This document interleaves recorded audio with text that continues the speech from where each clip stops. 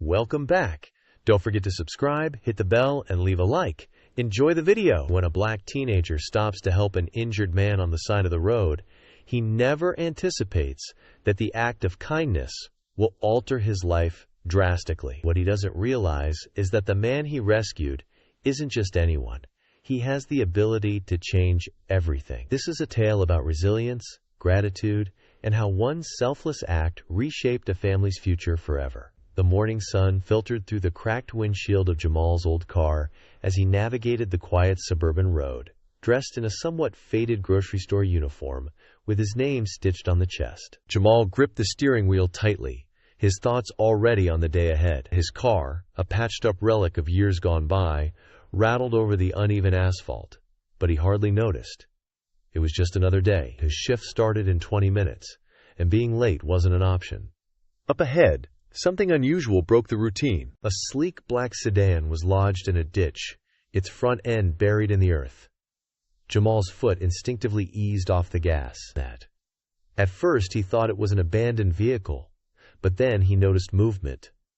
A man lay sprawled on the ground, his arm weakly raised as if reaching for help. "Hey! Hey!" Jamal called out, pulling his car to the side of the road and hopping out. "Are you all right?"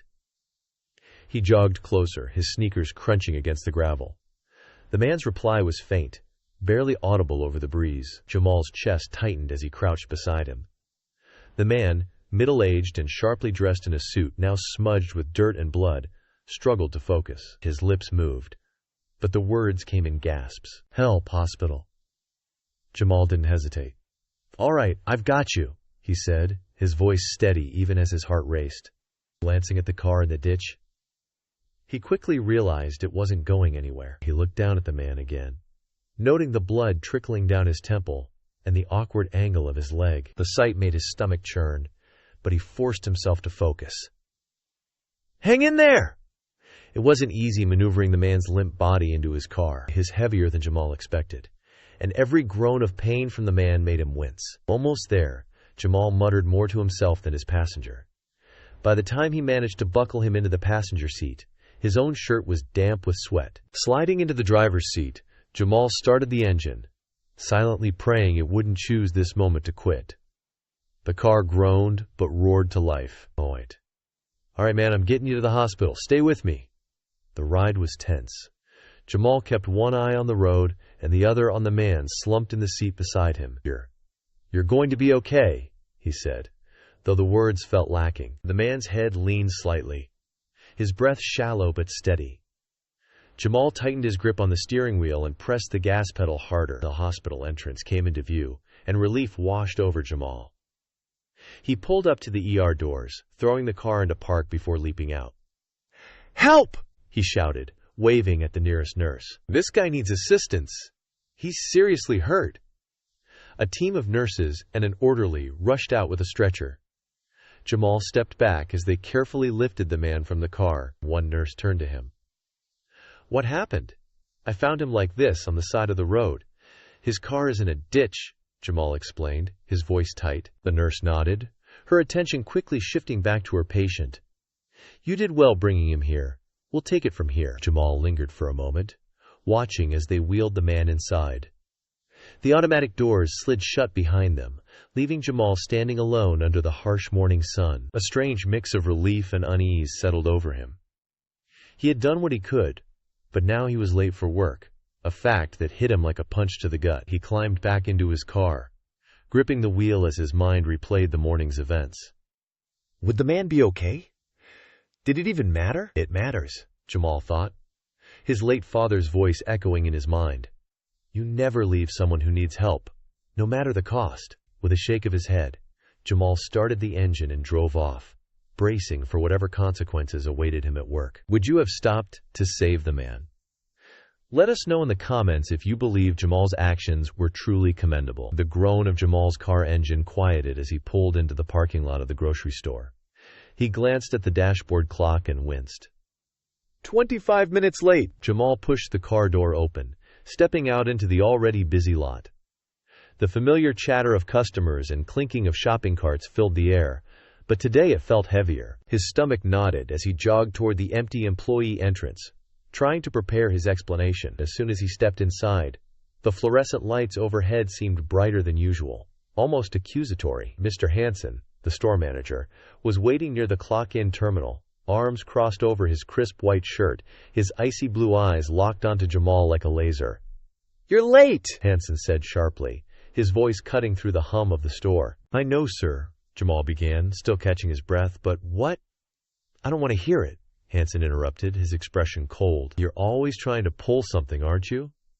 Maybe you think just because you're young you can show up when you feel like it." "It's not like that, sir," Jamal protested, keeping his voice calm despite the heat rising in his chest. "I had to stop. There was this guy. His car was in a ditch.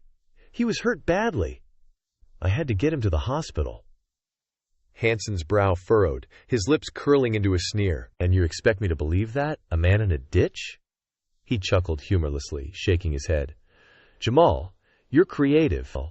I'll give you that. But excuses don't pay bills or keep the store running."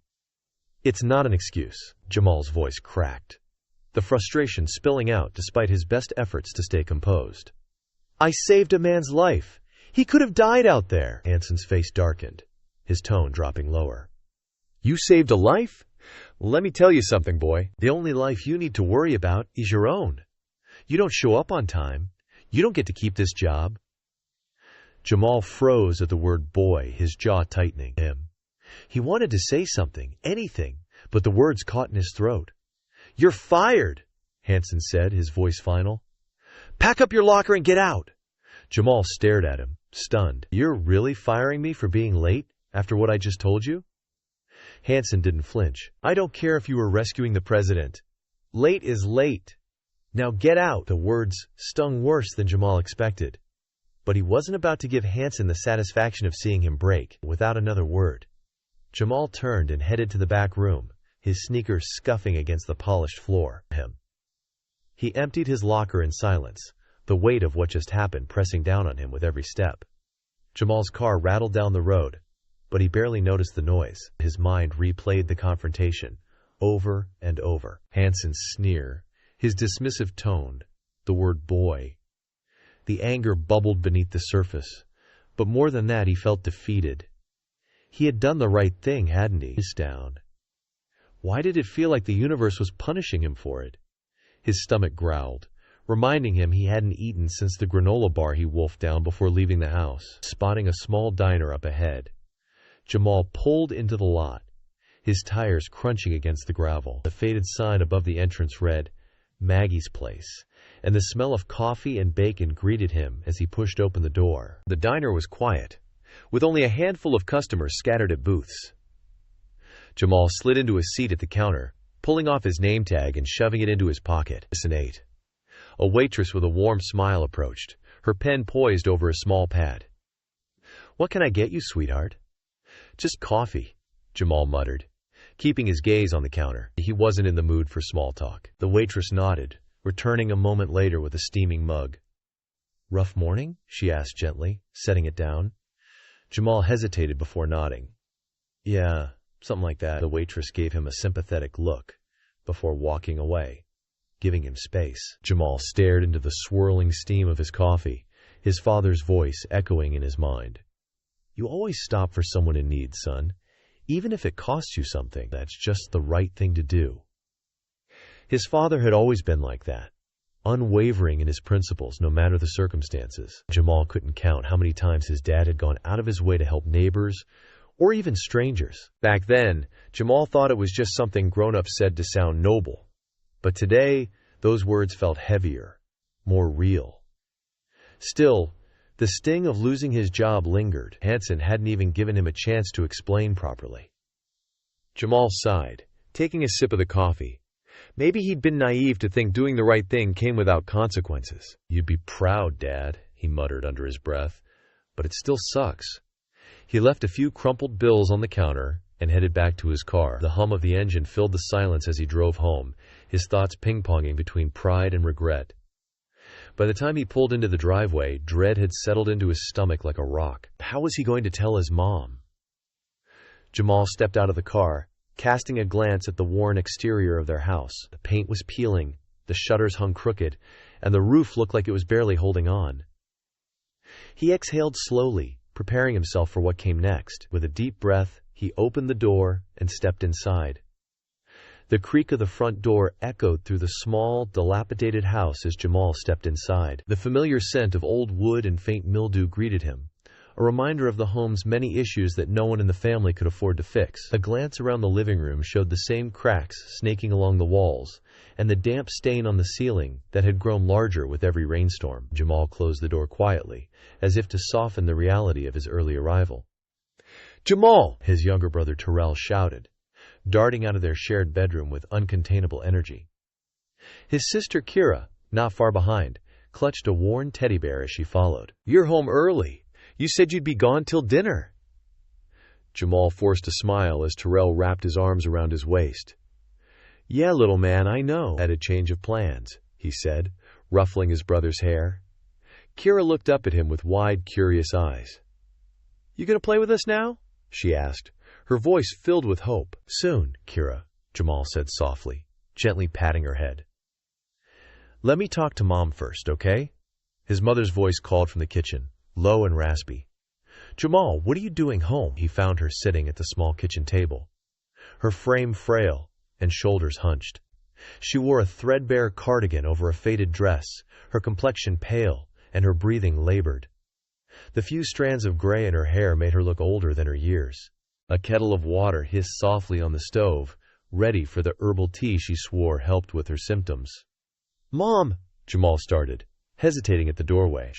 She turned her tired eyes toward him, and her brows furrowed with concern. "What happened?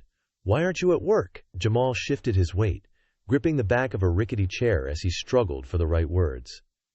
"There was an accident," he began. "I was on my way to work, and I saw this car in a ditch. A man was hurt badly. He was barely conscious. I couldn't just leave him there, so I drove him to the hospital." His mother stared at him, her expression a mix of worry and understanding. "Is he okay?" she asked, her voice barely above a whisper. "I don't know," Jamal admitted. "I didn't stay long enough to find out, but I did what I could." She nodded slowly, but the furrow in her brow deepened. "So why aren't you at work now?" Jamal swallowed hard, lowering his gaze. "Hanson fired me," he said quietly. "I was late." He didn't care about the reason. His mother's sharp intake of breath filled the small kitchen. "He fired you after you saved someone's life?" "Yeah," Jamal said, his voice bitter. "Didn't even let me explain properly, just said I was late, and that was that." She leaned back in her chair, her hand clutching her chest as if steadying herself. "Jamal, how are we going to manage now?" Her voice cracked under the weight of her worry. "The bills, the groceries, the medicine." "I'll figure something out," Jamal said quickly, though his stomach churned at his own uncertainty. "I'll find another job." "Don't stress about it, Mom. Don't stress," she echoed, shaking her head. "Jamal, you're the only one holding this family together. We've been scraping by as it is. You know I can't work anymore, and there's no insurance. The doctor bills keep piling up, and now—" "Mom, please!" Jamal interrupted, his voice firm but gentle. "I'll take care of it, I promise. You don't have to worry." Her eyes filled with tears, but she nodded, her voice softening. "You're too young to carry all this on your shoulders, Jamal." He didn't respond. Instead, he stepped closer, resting a hand on her frail shoulder. "I got this, okay?" he said, his tone steady despite the storm raging inside him. "You just focus on getting better." As they sat in heavy silence, the sound of laughter came from the other room. Terrell and Kira were playing a made-up game involving an old ball and overturned cushions. Their innocent joy was a stark contrast to the weighty conversation in the kitchen. Jamal's mother looked toward the sound, a faint smile tugging at her lips despite her worry. "They don't understand, do they, how hard it is?" "No," Jamal replied, shaking his head. "And they don't need to. Let them be kids while they still can." The kettle on the stove began to whistle, breaking the somber moment. Jamal turned it off and poured the boiling water into a chipped mug, dropping in the tea bag his mother had prepared earlier. He placed the cup in front of her, watching as she wrapped her hands around it. "Thanks, baby," she said, her voice laced with gratitude and exhaustion. "I'll figure it out, Mom," Jamal said again, more for himself than for her. I promise. Meanwhile, miles away at the hospital, the sterile hum of machines filled the room where the injured man lay unconscious. The monitors beeped steadily, a sign that he was stabilizing.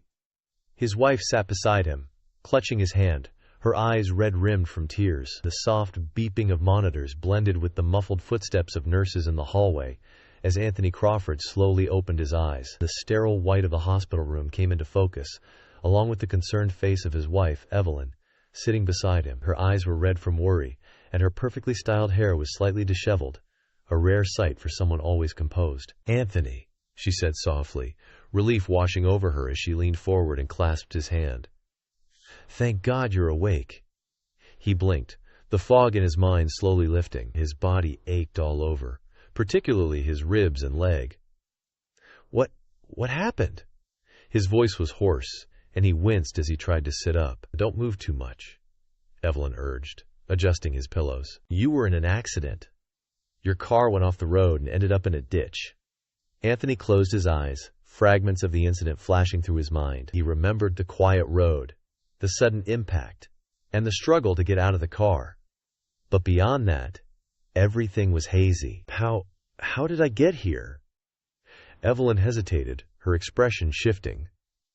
"The doctor said someone brought you here. A young man. He saved your life."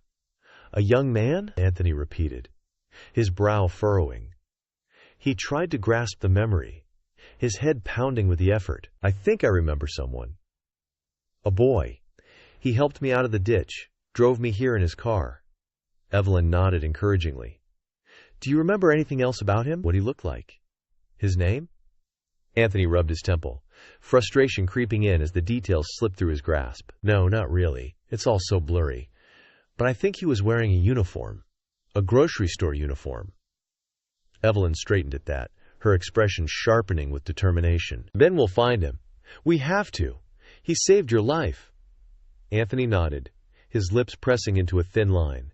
"Yes, we owe him that." The next morning, Evelyn wasted no time. Confidence.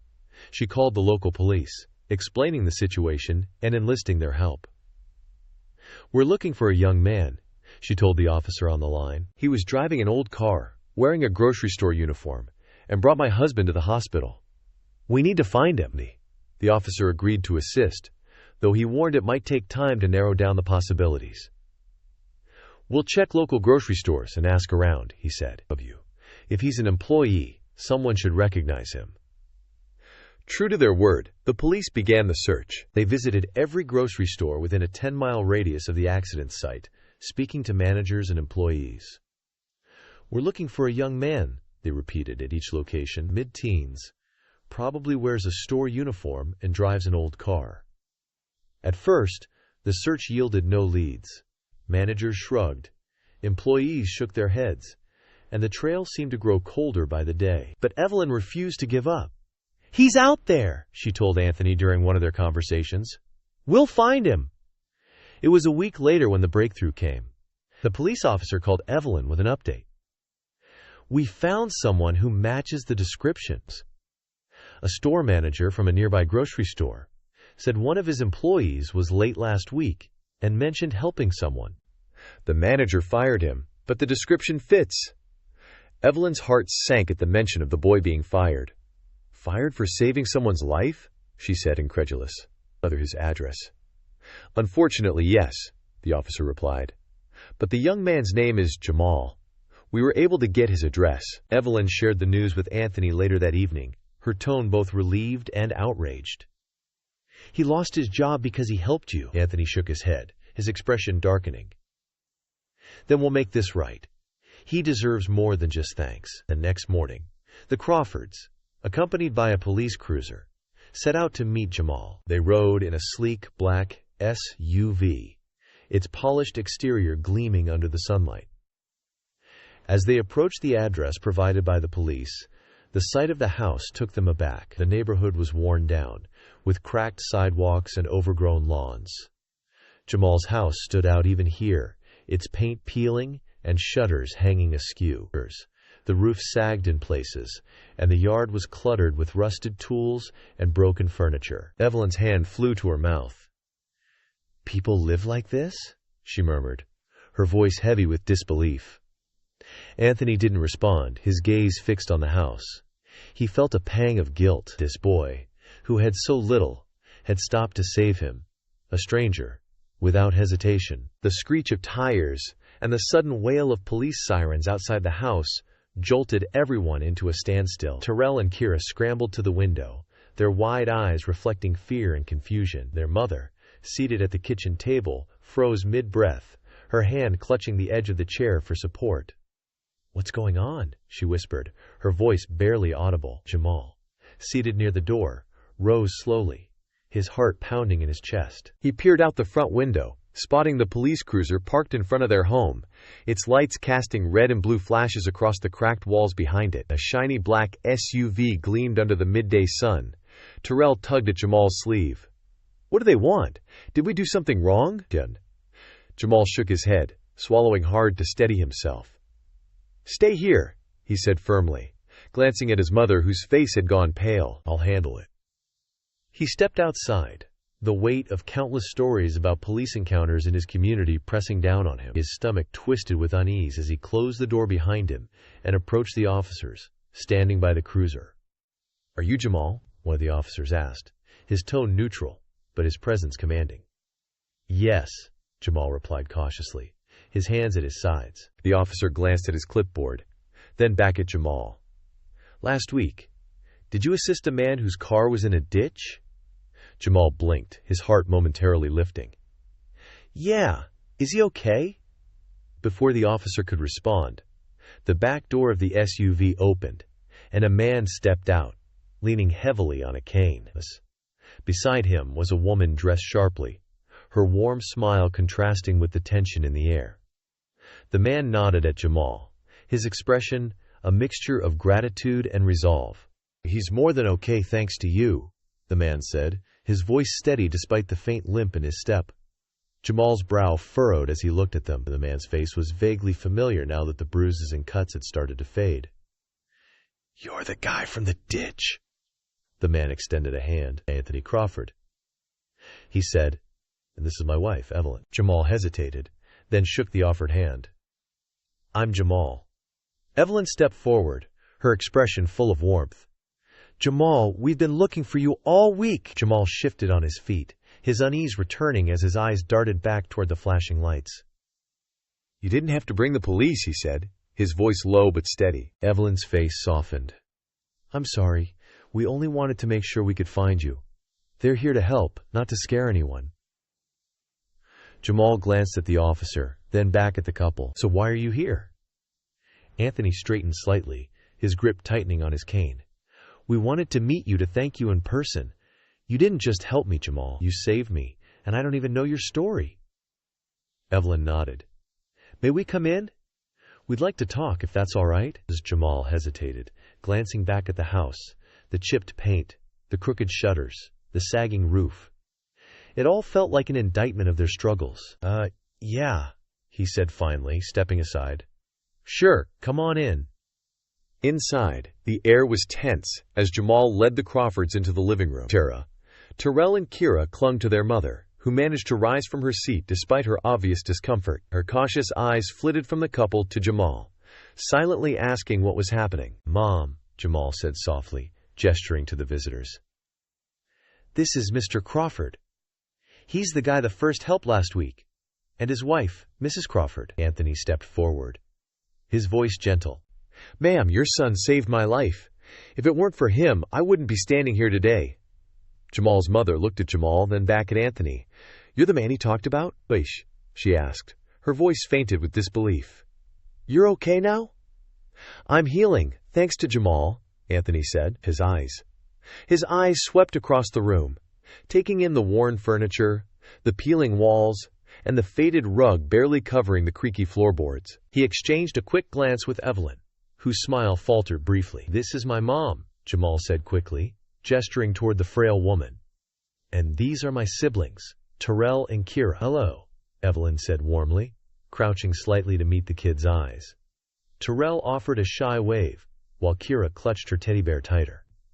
The family sat awkwardly, as Evelyn perched on the edge of the couch, and Anthony eased into a chair, his cane resting beside him. "Jamal," Anthony began, "we wanted to know more about you, about your family. What made you stop that day?" Jamal glanced at his mom, who gave him a small nod. He took a deep breath. "I was on my way to work. I saw your car in the ditch and you were hurt. I couldn't just leave you there. My dad always said you help people when they need it, no matter what." Anthony nodded slowly, his admiration clear. "That's rare these days. Most people would have driven past." Anthony's jaw tightened, his eyes flickering between Jamal and his mother, whose face betrayed her silent worry.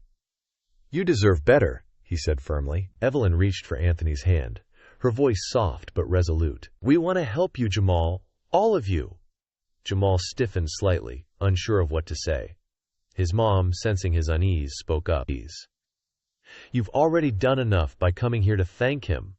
That means a lot."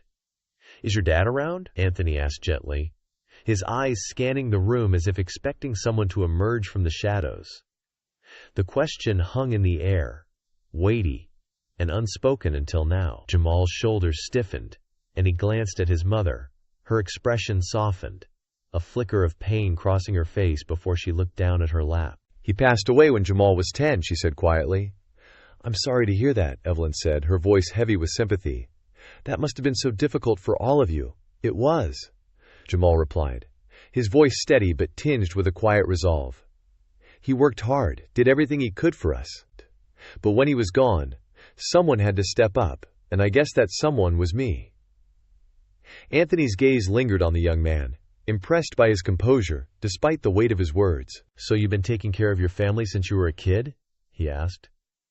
Jamal nodded, sitting a little straighter.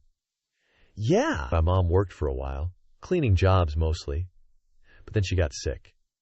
Evelyn leaned forward slightly. "What kind of illness?" she asked, concern etched into her features. Jamal's mother shifted in her seat, visibly uncomfortable discussing it. "It's chronic," she admitted after a pause. "A heart condition. The treatments? They're expensive and without insurance." She trailed off, the unspoken truth hanging in the air. "We've been managing," Jamal said quickly, his tone defensive, as if trying to shield his mother from pity. "I work as much as I can to cover the basics. Groceries, bills, whatever we need. But what about school?" Evelyn pressed gently. "Shouldn't you be focusing on that too?" Jamal hesitated, his jaw tightening. "I had to drop out last year," he admitted. "There just wasn't enough time between work and taking care of things at home. Something had to give." Anthony exchanged a glance with Evelyn, their expressions a mix of admiration and heartbreak. "You gave up school to support your family?" Anthony asked, his voice low. Jamal shrugged, trying to downplay the gravity of his sacrifice. "It's what anyone would do. Family comes first." "But not everyone does it," Anthony countered, leaning forward slightly. "Jamal, you've taken on responsibilities that most grown men would struggle with, and you've done it while putting everyone else before yourself." The room fell into a brief silence, broken only by the faint hum of the refrigerator. Jamal's mother wiped at her eyes, her voice trembling as she said, "He's a good boy. Always has been. I wish he didn't have to carry so much." Evelyn reached out, placing a comforting hand on the woman's arm. "You've raised an incredible son," she said softly, "but no one should have to do it all alone." Anthony straightened in his seat, his expression resolute. "You're right, Evelyn. No one should. That's why we're here."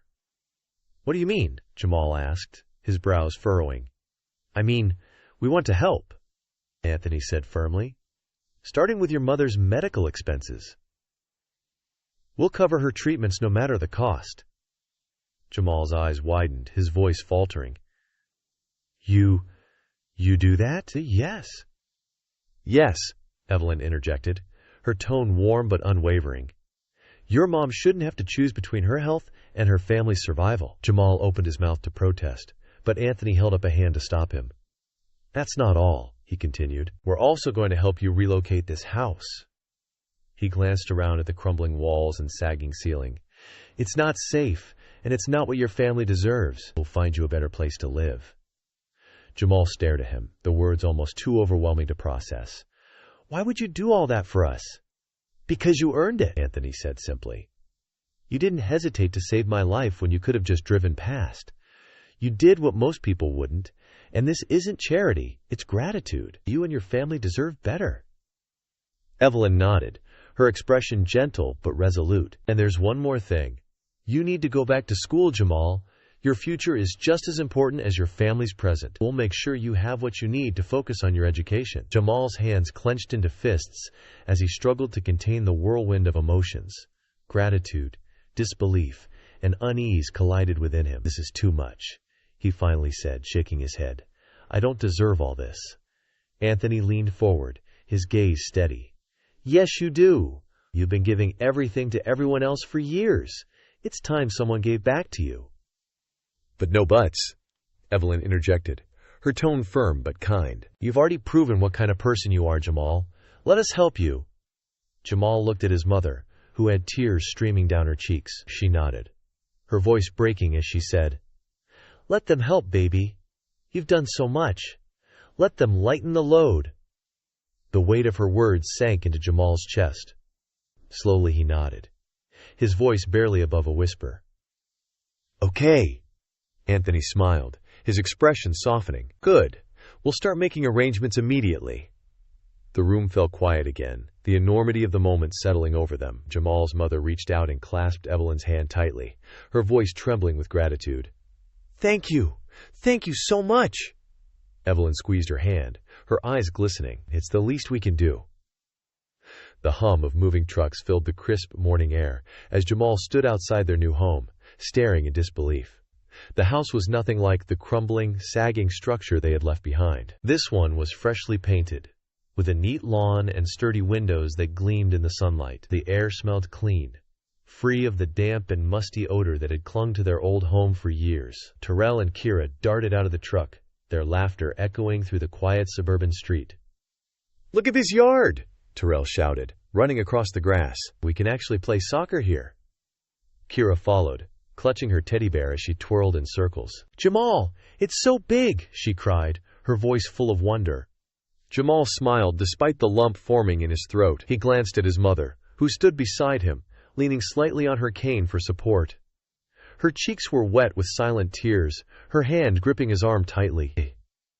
"It's beautiful," she whispered. "I never thought we'd live somewhere like this." Anthony Crawford approached them, his wife Evelyn by his side. "What do you think?" Anthony asked, his tone casual but his expression hopeful. "It's more than we ever imagined," Jamal's mother said, her voice trembling. "Thank you, Mr. Crawford. Thank you both." Evelyn stepped forward, placing a gentle hand on her shoulder. "You deserve this," she said warmly. "All of you. This time." The moving crew began unloading furniture, and the Crawfords insisted on staying to help the family settle in. By midday, the house was coming to life. Boxes were unpacked, furniture arranged, and the sounds of laughter and movement filled every corner. Jamal wandered into what would be his room, a space all his own for the first time in his life. The walls were painted a soft blue and a sturdy desk sat by the window. A new backpack rested on the chair, filled with notebooks and supplies for his return to school. Evelyn appeared in the doorway, smiling as she saw him. Run his hand over the desk. "How does it feel?" she asked. Jamal turned to her, his voice quiet. "It feels like a dream." She stepped inside, her gaze soft. "You've worked so hard, Jamal. You deserve this." "And school. That's your new focus now. Anthony and I have taken care of your tuition, your supplies, everything you need." Jamal hesitated, still wrestling with the weight of their generosity. "I'll make it count," he said firmly. "I promise." The next week, the family's transformation continued. Jamal's mother began her medical treatments, which Anthony had ensured were handled by the best specialists in the city. The once exhausted woman began regaining some of her strength, and though the road ahead was long, the glimmer of hope in her eyes was unmistakable. At home, Terrell and Kira flourished in their new surroundings. Terrell often dragged Jamal outside to play soccer in the yard, while Kira delighted in the freedom to ride her bike safely down the neighborhood streets. Their laughter filled the house, lifting the weight that had burdened the family for so long. One evening, as the family gathered for dinner at the large polished table in their new kitchen, Jamal's mother clasped her hands together. "Let's take a moment," she said, her voice filled with emotion. "To thank God for these blessings, and to thank the Crawfords for everything they've done." Jamal bowed his head, but his mind was buzzing with a mix of gratitude and determination. He wasn't just thankful, he was resolute. This second chance wasn't something he would waste. Returning to school was both exhilarating and intimidating. On his first day back, Jamal stood outside the gates of Greenfield High, gripping the straps of his new backpack. It felt strange to be here again, to walk among his peers after a year away. But he reminded himself why he was doing this, not just for himself but for his family. Inside, the familiar rhythm of the school day slowly fell into place. Jamal sat through his classes with a new sense of purpose, jotting down notes with precision and asking questions when he didn't understand. His teachers, surprised by his sudden return, were impressed by his focus and dedication. That afternoon, as Jamal worked on a math problem at his desk, a classmate leaned over. "Hey, Jamal," she whispered. "You're really going for it, huh?" He glanced up and nodded. "Yeah, I've got a lot to make up for," she smiled, her tone light but encouraging. "Well, keep it up. You'll catch up in no time." Back at home, Anthony and Evelyn continued to stay involved, frequently checking in on the family. One evening, Anthony arrived with a bag of books and placed it on Jamal's desk. "Thought these might help," he said. "They're study guides for your classes. "If you need help, let me know." Jamal looked through the books, his chest tightening with gratitude. "Thanks, Mr. Crawford. I'll use them." "I know you will," Anthony said with a smile. "You're going to do great things, Jamal. I can already see it." The weeks passed, and the family began to adjust to their new life. Jamal's mother grew stronger with each treatment, often taking small walks around the neighborhood. Terrell and Kira thrived, their laughter now a constant backdrop in the house. One evening, as the family sat together on the porch, Jamal turned to his mother. "You doing okay, Mom?" he asked softly. She smiled at him, her face illuminated by the golden light of the setting sun. "I'm better than I've been in years. Thanks to you, and thanks to them." Jamal nodded, the weight of her words settling into his chest. "I'll keep working hard," he said. "I'll make this second chance count." She reached over and squeezed his hand. "You already are, baby. You already are." Over the next few months, Jamal's teachers began noticing his unwavering focus and determination. In math class, he raised his hand to solve equations that had stumped his peers. In English, his essays reflected a depth of thought that caught his teachers' attention. By the end of his first semester back, Jamal had become a standout student. One afternoon, as Jamal packed his books, his guidance counselor, Mr. Lopez, called him into the office. "Jamal?" he began, glancing over a stack of papers. "Your progress has been remarkable. You've gone from being out of school to earning some of the best grades in your class." Jamal smiled humbly. "Thank you, Mr. Lopez. I've had a lot of help." Lopez nodded. "I hear you're thinking about college." "I am," Jamal admitted, though the thought still felt like a distant dream. "I want to make something of myself for my family." "Well, you're on track for that," Lopez said, sliding a glossy brochure across the desk. "This is for Washington University. It's prestigious, but I think you've got what it takes." Jamal stared at the brochure, the weight of the opportunity settling in. "I'll do my best," he promised. Throughout Jamal's high school journey, Anthony Crawford remained a steady presence. He would visit regularly, bringing Jamal books, discussing his goals, and offering advice from his own experiences. Over time, their relationship evolved from one of gratitude to genuine mentorship. "You know, Jamal," Anthony said during one of their conversations, "hard work beats talent when talent doesn't work hard. And you've got both. But the real key is discipline."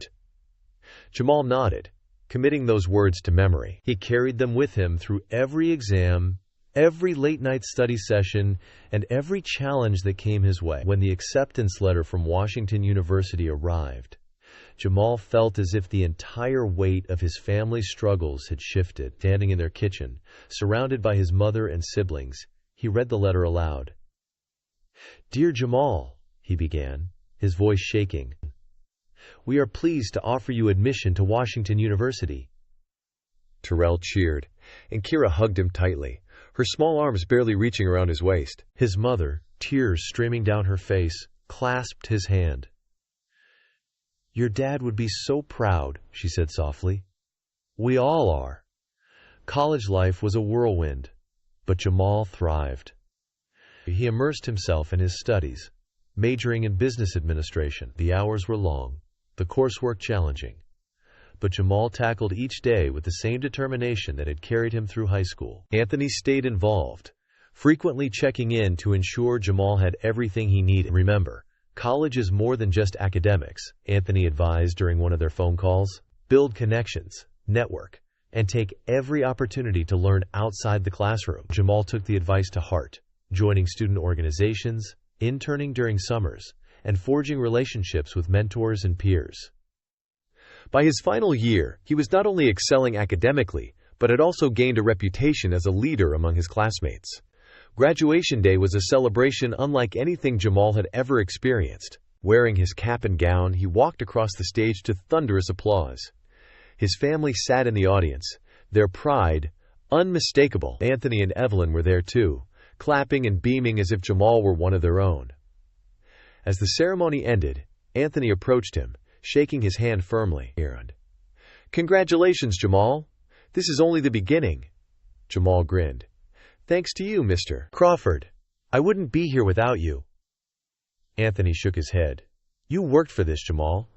All I did was help you see your potential." Shortly after graduation, Anthony offered Jamal a position at his company, Crawford Industries. "It's an entry-level role," he explained, "but if you put in the same effort you've shown in school, I have no doubt you'll rise quickly." Jamal accepted eagerly, ready to prove himself once again. The transition from student to professional was daunting, but Jamal embraced the challenge. He threw himself into his work, staying late, asking questions, and learning from everyone around him. Within a few years, his dedication paid off.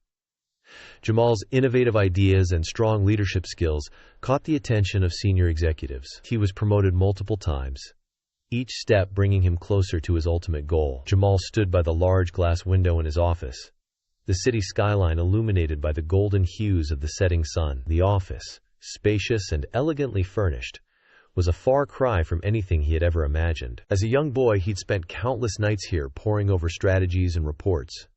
But tonight felt different.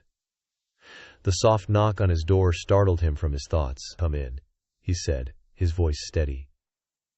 The door opened, and Anthony Crawford stepped inside, his presence as commanding as ever but tempered with the warmth of familiarity. "You've been hard to catch these days," Anthony said, smiling. "Busy, I assume?" Jamal chuckled, motioning for him to take a seat. "Busy doesn't even begin to cover it, but it's good to see you, Mr. Crawford." Anthony eased into the chair opposite Jamal's desk, leaning on his cane, a reminder of how their journey together had begun. "It's good to see you too, Jamal. Or should I say, Mr. Executive now?" Jamal laughed, shaking his head. "Jamal's just fine." For a moment, silence settled between them, comfortable but loaded with unspoken gratitude and reflection. Jamal leaned forward, his hands clasped on the desk. "I've been meaning to talk to you. I don't think I've ever properly thanked you, Mr. Crawford." Anthony raised an eyebrow. "Thanked me for what?" "For everything," Jamal said earnestly. "You didn't just help me, you saved my family. When I think about where we were and where we are now, I can't imagine how different things would have been if you hadn't stepped in." Anthony tilted his head, his expression soft but firm. "Jamal, I only gave you a hand. You're the one who pulled yourself up. Don't sell yourself short."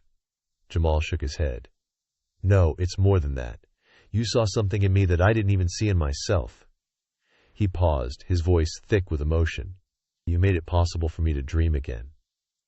Anthony leaned back in his chair, his gaze steady. "Jamal, let me tell you something. When I woke up in that hospital bed and found out what you did for me, I realized I owed you more than just gratitude. You risked everything for a stranger. And that kind of heart, that kind of integrity, it's rare." Jamal smiled faintly. "It didn't feel like a choice. My dad always said you help people no matter what. It's what he would have done." Anthony nodded. "And it's what made me want to help you." "But let's not forget, Jamal, you did the hard work. You went back to school, got your degree, and climbed your way to the top. I may have opened the door, but you're the one who walked through it." Jamal's gaze dropped to the polished surface of his desk. "Still, I don't think I'd ever be here without you. My mom, she's healthy now." "Working part-time because she wants to, not because she has to?" "Terrell and Kira, they're thriving. I was able to send them both to college, and that's because of you." Anthony smiled warmly. "That's because of you, Jamal. Your determination, your sacrifices. You built this life for them." Jamal leaned back, exhaling deeply. "It's funny," he said after a moment. "When I was younger, I used to think success meant having money, driving a nice car, living in a big house. But now I realize it's so much more." "It's about family, about the people you help along the way." Anthony nodded, his voice thoughtful. "It's true. Success is hollow if it's not shared. And Jamal, I think you've learned that better than most. Look at everything you've done, not just for your family, but for this company. You've made an impact." Jamal smiled, his mind flashing back to those early days struggling to balance school, work, and his family's needs. "It wasn't easy," he admitted. "But every time I wanted to give up, I thought about my mom, about my dad, about what you and Mrs. Crawford did for us. That kept me going." "And that's what makes you remarkable, Jamal," Anthony said. "You've taken every challenge life threw at you and turned it into fuel." There was a long pause, both men reflecting on the years that had passed since their lives first intersected. Finally, Jamal broke the silence, his tone lighter. You know, Mr. Crawford, sometimes I wonder, what if I hadn't stopped that day? What if I had just driven past?" Anthony smiled knowingly. "I think about that too. And every time, I thank God that you did stop. Because you didn't just save my life, Jamal. You changed it." Jamal looked at him, surprised. "Changed it?" Anthony nodded. "That day reminded me of what really matters. It made me look at my own life, how much time I spent chasing success, overlooking the people who mattered most. Giving. You brought me back to what's important. Family, connection, gratitude." Jamal's throat tightened and he nodded slowly. "It's funny how one moment can change everything." "Exactly," Anthony said, his tone full of warmth. "We both walked away from that day different people, and I wouldn't trade it for anything." The sun dipped lower on the horizon, casting long shadows across the office. Anthony stood, leaning on his cane. "Well, I should let you get back to work. I hear the executive life is pretty demanding." Jamal grinned, standing to shake his hand. "Only because you set the bar so high," Anthony chuckled. "You're setting your own bar now, Jamal, and something tells me you're going to keep raising it." As Anthony headed for the door, he paused and turned back. "Oh, and Jamal, don't forget. When the time comes, you'll have the chance to help someone else. Don't waste it." "I won't," Jamal said, his voice firm. "You have my word." Years had passed since Jamal's journey began. Now a well-respected executive, he had built not only a successful career, but also a reputation for his philanthropic work. From funding scholarships for underprivileged students to investing in community programs, Jamal ensured his position was a tool for positive change. Anthony Crawford, now retired, sat in the audience that evening, his wife Evelyn by his side, watching Jamal speak. Anthony couldn't help but feel a deep sense of pride. The boy who once saved his life had become a man whose kindness and determination inspired others. "He's everything we hoped he'd become," Evelyn whispered, her hand resting on Anthony's arm. "And more," Anthony replied, his voice tinged with emotion. The next weekend, Jamal drove through the peaceful streets of his mother's neighborhood. The modest home he had purchased for her stood bright and inviting, surrounded by a neat yard where Terrell and Kira now often hosted friends. As he pulled into the driveway, the smell of his mother's cooking wafted through the air. Inside, the family gathered around the dining table, their laughter filling the room. Jamal's mother, healthier and more vibrant than ever, sat down a steaming dish of her famous jambalaya. "You've been working too hard again," she chided, her tone half serious. "You need to sit down and eat." "I miss this," Jamal admitted as he hugged her, his heart full. Terrell and Kira, now young adults themselves, teased him relentlessly about his busy schedule. But their pride in their older brother was unmistakable. After dinner, Jamal stepped outside, leaning against the porch railing as the stars twinkled above. His mother joined him, her smile soft and knowing. "You've come so far, Jamal," she said. "Your dad would be proud." Jamal looked down, her words sinking deep into his chest. "I think about him a lot," he admitted, "especially what he used to say about helping others." His mother nodded. "And look at everything you've done. Because of that, you've honored him in the best way." Here on Karma's Twists, we share the most impactful stories of karma and justice that the world needs to see. Don't miss a single moment of good triumphing over evil. Join our community and subscribe. Be part of the movement that believes justice always wins.